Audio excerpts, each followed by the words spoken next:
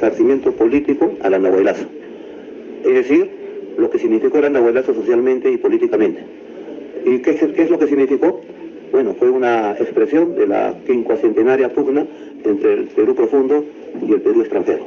¿Por qué escogió Andahuaylas para hacer esta rebelión? Bueno, como ya lo he venido diciendo, principalmente por el significado de Andahuaylas a lo largo de la historia, no solo republicana, sino también pre-occidental, digámoslo así. Sabemos que acá es la ascendencia chanca, tanto de las zonas de Andahuaylas como de Huamanga, donde proviene mi familia, Ayacucho. Ayacucho. Así es. Bien, Parinacochas, Coracora. Usted, su familia es de Parinacochas, de Coracora, región sur Ayacucho. Así es, y hay una idiosincrasia muy similar a la de Andahuaylas, a la Purimeña. Somos regiones prácticamente vecinas, dedicadas a la agricultura, a la ganadería, población altamente rural, y donde se mantiene el recuerdo y la cultura ancestral nuestra, la cultura andina, que con esta constitución pro-extranjera que ampara el interés extranjero, reitero, bueno, están comprometidos y corrompidos. Nadie creía, respecto a lo que usted pregonaba en el andahuaylazo, acusándolo a Toledo que era ladrón, ¿no es cierto? Pero el tiempo nos da la razón. La pregunta es aquí, ¿usted tenía información de que esto estaba pasando para decirle tan fácilmente ladrón al presidente aquel entonces? Mire, yo dirigía entonces un quincenario que en ese entonces se llamaba Ollanta, hoy día se llama Antauro, era la prensa democracerista. En esa prensa que se editaba desde Lima y que tenía como principal confrontación a la prensa del Grupo El Comercio, el Correo, es decir, a la prensa del sistema, nosotros manejábamos información, manejamos muy buena información. Además, nosotros denunciamos que Alejandro Toledo tenía 4 asesores chilenos, y ahí comenzó el desmantelamiento de las Fuerzas Armadas. Y eso fue denunciado por el periódico Ollanta y provocó que el gobierno tuviera que deshacerse de 3 de ellos, porque a uno lo mantuvo hasta el final. Además, tenía seguridad extranjera, israelita, judíos. Y tenía un asesor que ahora está enjuiciado con él por corrupto, Adi Lamón, ¿no?, que era también extranjero. Tenía una mujer también extranjera. Y tenía un premier extranjero, que fue Kuczynski, después Dañino, tenía nacionalidad norteamericana.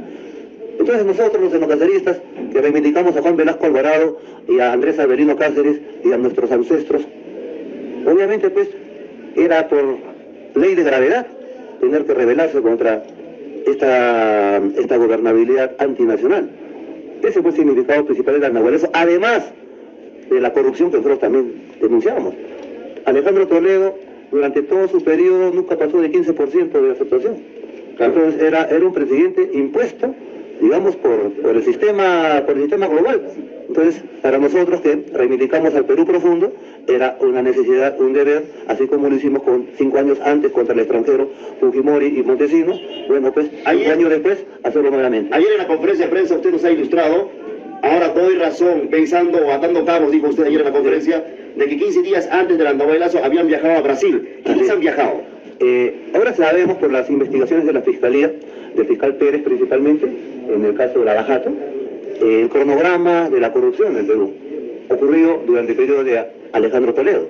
Y ya está establecido, ¿no?, con información que llegó proveniente de Brasil y la misma colaboración eficaz de Jorge Barata y Marcelo Odebrecht, que 7 semanas antes del andahuaylazo hubo una reunión en una suite del Hotel Marriott en Río de Janeiro, en la cual estuvieron presentes Alejandro Toledo, Joseph Maiman, Adi Lamón, Jorge Barata y Marcelo Odebrecht. Y ahí se pactó la coima de $34 millones por la interoceánica, la carretera del sur, o sea, que une el Perú con Brasil.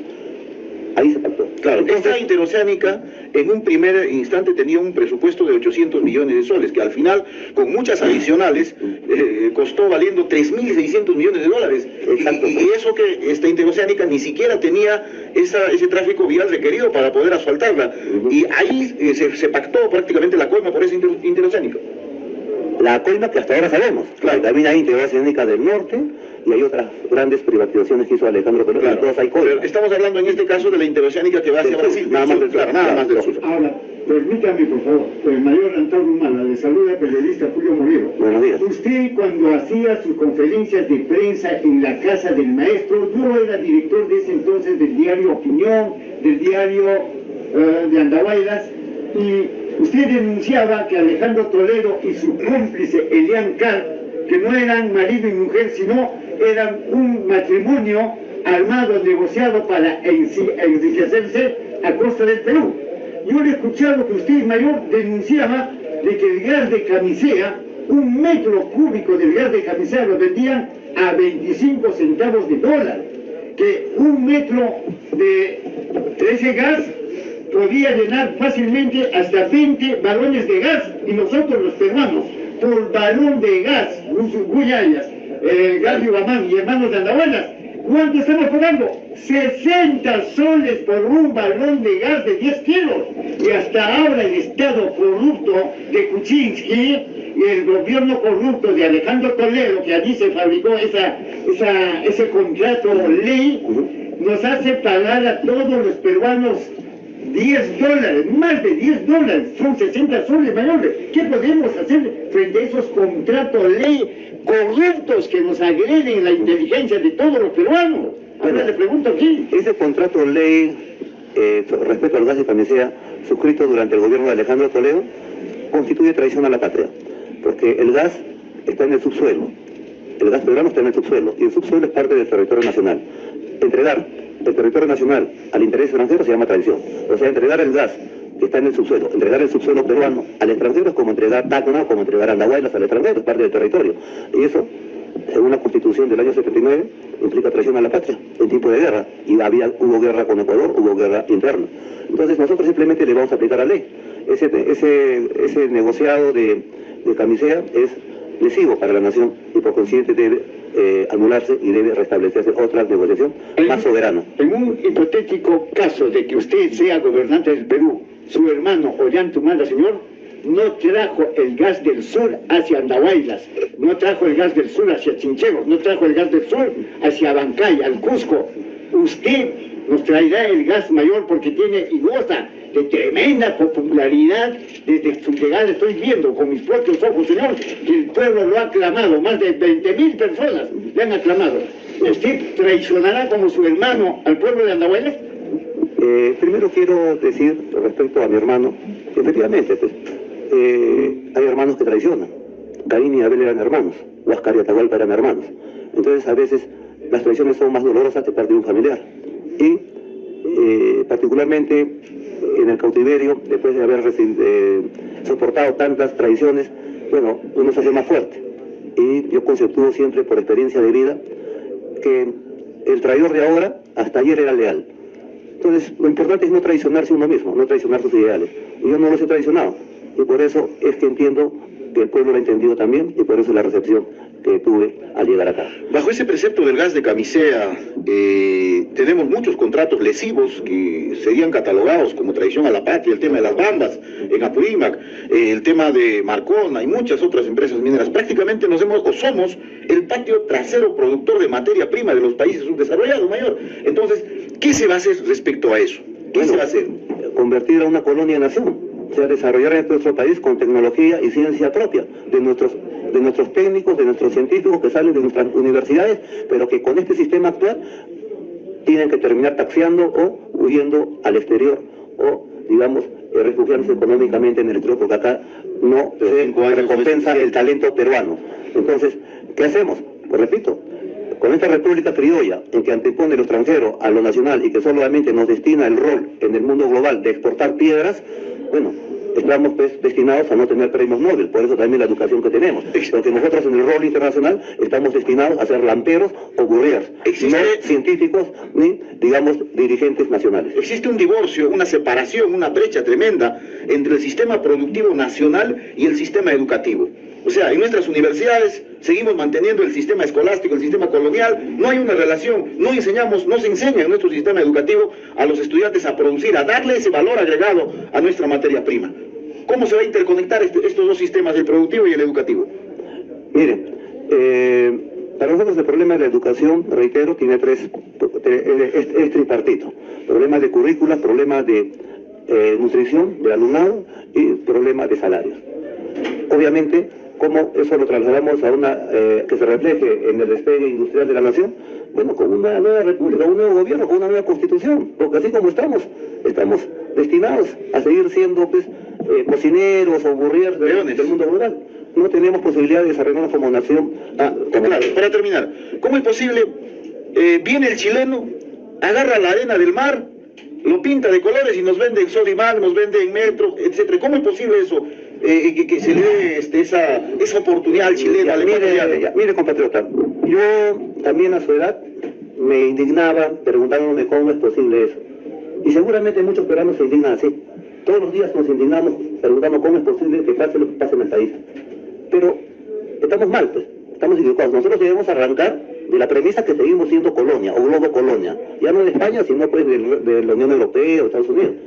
Entonces, esto sucede en una colonia, no hay nacionalismo, no hay identidad, hay puro saqueo. Entonces, esto no puede suceder en una nación. Entonces, la tarea es simplemente convertir a la globocolonia peruana en nación peruana. ¿Y cómo hacerlo? Refundando la república. Y para refundar la república y el pueblo tenga fe en ese proyecto nacional, se tiene que aplicar la pena capital a los perseguidores habidos en el último tercio del siglo. Estamos viendo que primero acá está una constitución pro extranjera y saqueadora y después son los mismos que están en la Bajato. Usted ha manifestado que la izquierda, a la derecha ha fracasado en su forma de gobierno, la izquierda está fracasando ahora en su forma de gobierno. ¿Va a cargar con ese peso pesado de Pedro Castillo? Mire, yo no soy de izquierda, yo soy etnonacionalista y en eso voy a hacer una comparación. El nudo gordiano de la historia peruana es el encuentro entre Pizarro y Atahualpa. De ahí sale el mestizaje peruano, que es la esencia de nuestra nacionalidad. Entonces, para nosotros, la historia de los partidos políticos del Perú arranca con la derecha pizarrista y la izquierda almagrista en las guerras civiles. Pero nosotros no somos ni derecha pizarrista ni izquierda almagrista. Nosotros somos cholos. Nosotros nos identificamos con los incas de Vilcaramba en la resistencia a los conquistadores. Entonces, lo repito, acá en el Perú, la derecha como la izquierda han fracasado. La derecha trayendo doctrinas foráneas, no notables a la idiosincrasia peruana, y la izquierda también, porque también existe colonialismo de izquierda. El marxismo no tiene nada de esencial en las tierras incaicas.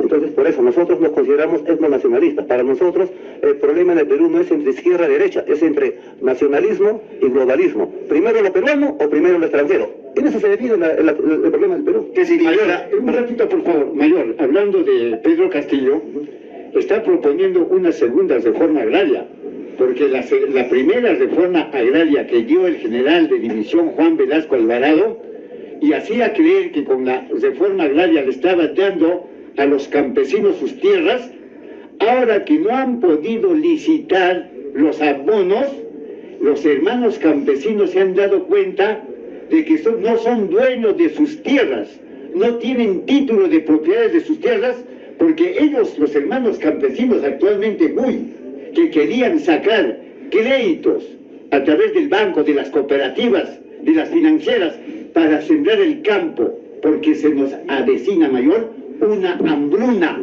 En estos momentos la papa, la roba de papa está 25, 30 soles en la tierra de la papa, que es Andahuaylas. Y ahora los campesinos, para sembrar su papa, porque el Estado no le está proveyendo del abono, quieren sacar crédito poniendo en garantía, en hipoteca sus terrenos, y se dan cuenta, que no son dueños de nada. Su gobierno etnonacionalista le dará un título de propiedad de verdad, o será un cheque, un blanco, una estafa, como ha hecho Juan Velasco Alvarado, haciéndole creer que los campesinos eran dueños de la tierra, pero ahora se dan cuenta que no son dueños de nada, Mayor. Bueno, cuando sucedió la reforma agraria yo tenía 5 años. Mi padre era un gran velasquista. Teníamos tierras, fondos en Ayacucho, en Barinacochas, y fuimos expropiados. Es decir, las grandes, no solo en el sur, principalmente en el norte, los grandes ingenios azucareros, miles de hectáreas fueron expropiadas y entregadas a los trabajadores. Déjame estudiar este tema porque en verdad me apasiona, porque entiendo que con Velasco se entregó el título de propiedad de manera colectiva, no de manera individual. Entonces, el problema que se estaría suscitando ahora es ver si efectivamente más prima mantener la propiedad colectiva o individualizarla, como sostiene Hernando de Soto. Bien, aquí hay una pregunta. Es algo que, déjeme, yo les soy honesto. Salgo de 17 años de prisión, me quiero empatar del tema, pero de todas maneras, yo respeto mucho al general Velasco. Creo que la reforma agraria que hizo Velasco, por lo menos en varias partes de Perú, era una necesidad social, más que una necesidad de producción, una necesidad social, porque si no, mucha gente dice, y le dice en el ejército, si no se hubiera hecho la reforma agraria, seguramente hubiera sido más difícil derrotar a Sendero Luminoso. Bien, pero la prensa capitalina nos dice que nos ha llevado a la quiebra. Dejamos ahí ese tema. ¿Qué significa? La prensa capitalina que odia a Velasco, bueno, es la prensa capitalina, es la que tiene dueños que defienden del interés extranjero. Eso es un tema muy polémico. Sí. Os prometo que lo vamos a tener una mesa redonda acá y en esta radio, en la próxima visita, podremos polemizar. Me preocupa un tema, ¿qué significa la Segunda República? Refundar la Segunda República, ¿significa que te vas a quedar en el poder? Bueno, ya ha dicho a los predelincuentes, fusilamiento, ¿qué más, señor? Mire, no es novedoso en las naciones refundar acciones republicanas. Estamos viendo el caso francés, Francia va en su quinta república. La primera república fue con la Revolución Francesa, la segunda con la Restauración Borbónica, con De Gaulle, está en la quinta república y cambian las constituciones. El Perú no puede seguir como sigue, ya es inviable. La minería está en bancarrota, la inseguridad ciudadana es total, ¿no? Entonces es un país inviable en el concierto internacional.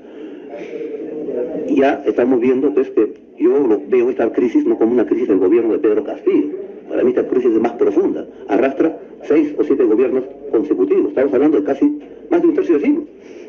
Obviamente, esta es una crisis de la República, es la crisis de la República que emergió hace 200 años y protagonizando, ya no da para más.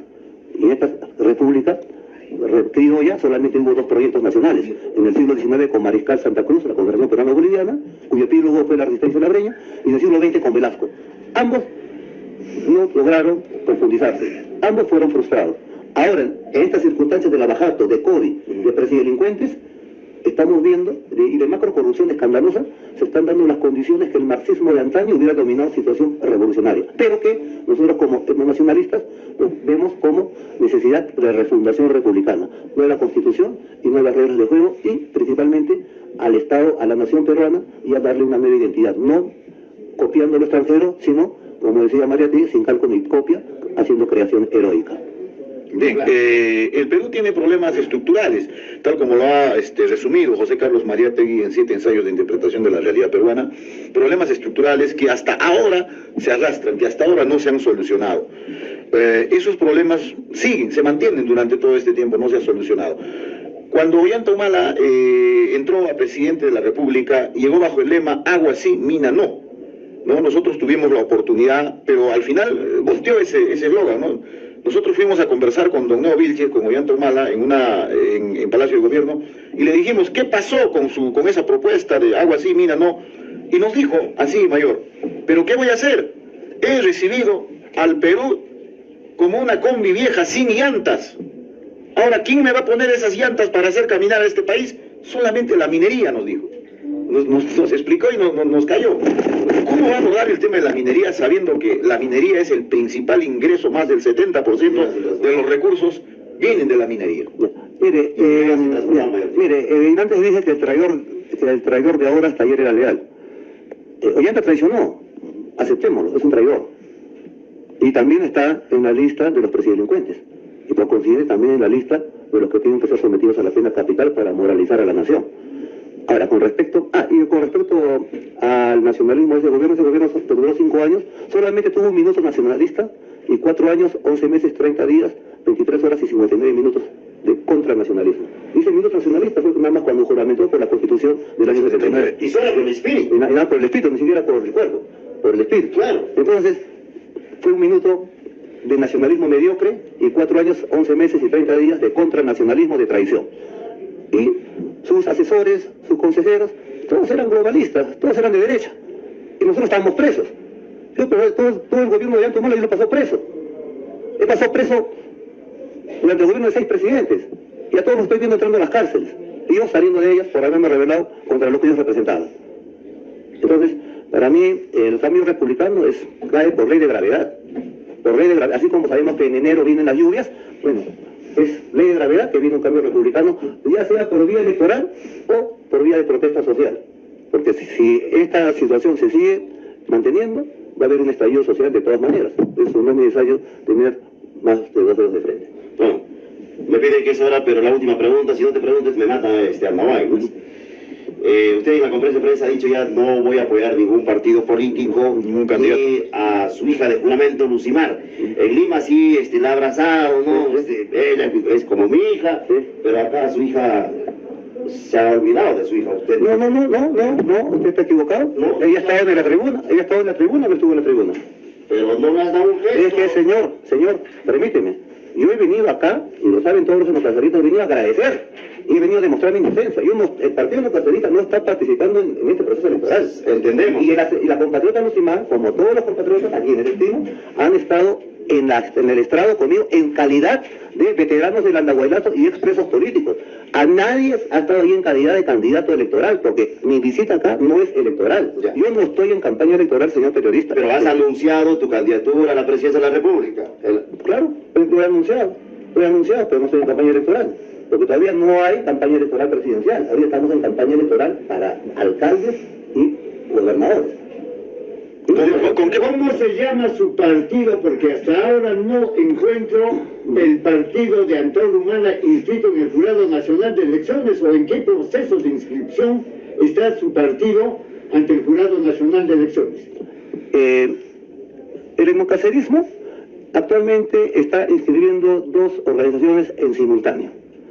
Partido Democracerista Revolucionario Unido, cuyas siglas son Perú, y Alianza Nacional de Trabajadores, Agricultores, Universitarios, Reservistas y Obreros, cuya sigla es Antauro. ¿Por qué hay 2 partidos organizándose por el democracerismo? Por cuestiones de las reglas y las trabas que nos pone la OMPE. Inicialmente yo impulsé desde la cárcel la inscripción del Partido Democracerista Revolucionario Unido para que una vez que se inscriba, ampliar su convocatoria en un frente patriótico. Y el Partido Democracia Revolucionario iba a hacer una gestión ante la OMPE diciendo que ya no me llamo Juan, me llamo Pedro. O sea, ya no me llamo Partido Democracia, sino me llamo Frente Patriótico. Pero las reglas de la OMPE nos imponen que debemos cambiar el nombre por patriótico, porque se ha anticipado en las actuales elecciones un partido que se llama Partido Patriótico, que seguramente no va a pasar la valla porque no tiene ni candidatos, pero por las reglas de la OMPE burocráticas nos impide tener el nombre patriótico. Entonces, desde la cárcel hicimos un plan B para mantener la inscripción democracerista y tener condiciones de competir en las presidenciales próximas. Entonces salió Antauro, en caso que la OMPE nos bloquee. Es la sigla de su nombre, ¿no es cierto? Claro, Antauro. Ese es el Repítame, por es favor, porque la población quiere escuchar. Antauro, ¿de qué significa? Alianza, la N, Nacional, la T de Trabajadores, la A, Agricultores, la U, Universitarios, la R, Reservistas y la O, Obreros. Ese es el Alianza Nacional. Muchas gracias, para mí. Pero repito, quiero reiterar que tanto en Alianza en Antauro como en Perú, todos son democraceristas al 100%. En ambos hay veteranos del andahuaylazo, en ambos hay gente que estuvo presa, en ambos hay democraceristas antiguos, nuevos, viejos. Pero entonces, su partido todavía no está inscrito en el jurado. No, pero nos faltan cuestiones de forma que vamos a solucionar en estos meses. O sea, vamos a competir. En otras palabras, les digo, entre Antauro y Perú no hay una división política, ideológica, sino es una situación burocrática que nos ha impuesto la OMPE. Vamos a competir, ¿no?, los democraceristas, convocando a otras fuerzas que estén de acuerdo con los 10 puntos patrióticos. Por eso va a ser una alianza o un frente. Eso será decidir en los próximos meses. Pero repito, ¿no?, por respeto al pueblo de Andahuaylas, que puede causar confusión, y a su prensa local, que Antauro y Perú no refleja una ruptura, simplemente es un plan B ante las trabas burocráticas que nos ha impuesto el sistema democrático en el Perú, que se llama democracia. Muchas gracias. Antauro Humala va a seguir siendo su hija, Lucimar.